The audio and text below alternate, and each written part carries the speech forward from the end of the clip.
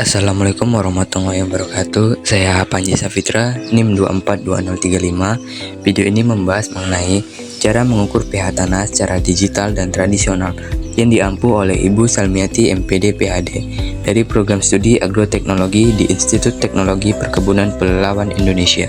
Latar belakang. Tanah merupakan komponen penting dalam pertumbuhan tanaman karena menyediakan unsur hara, air, dan tempat tumbuh. Salah satu faktor kimia yang sangat mempengaruhi kesuburan tanah adalah tingkat keasaman atau pH. pH tanah berperan besar dalam menentukan ketersediaan unsur hara serta aktivitas mikroorganisme tanah. Oleh karena itu, pengukuran pH tanah menjadi aspek penting dalam pengelolaan lahan pertanian, kehutanan, dan konservasi lingkungan. Setiawan Belestari, 2022. Pengukuran pH tanah dapat dilakukan dengan dua metode, yaitu secara digital dan secara tradisional. Metode digital menggunakan alat pH meter tanah yang memberikan hasil pengukuran lebih cepat, akurat, dan mudah dibaca. Sementara itu, metode tradisional biasanya menggunakan indikator larutan seperti kertas lakmus atau larutan universal, yang meskipun sederhana, masih cukup efektif untuk pengamatan awal dan pengukuran di lapangan. Herlinak Prasetyo, 2020. Tujuan praktikum: mengetahui cara mengukur pH tanah secara digital dan tradisional.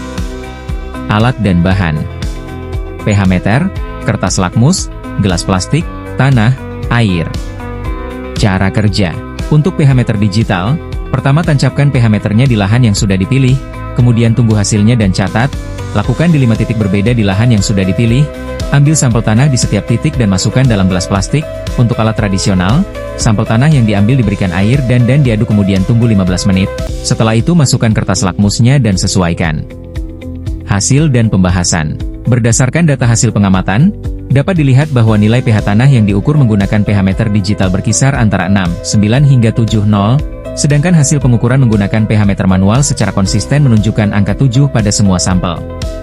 Hasil ini menunjukkan bahwa kedua metode memberikan hasil yang relatif serupa, yaitu netral, pH 7, yang menandakan bahwa tanah dalam kondisi baik untuk pertumbuhan berbagai jenis tanaman.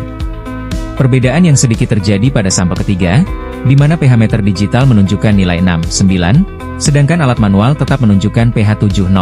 Hal ini dapat disebabkan oleh sensitivitas alat digital yang lebih tinggi, mampu mendeteksi fluktuasi kecil dalam kandungan ion hidrogen. Alat digital juga cenderung memberikan pembacaan yang lebih presisi karena mampu menampilkan angka dengan 2 digit desimal.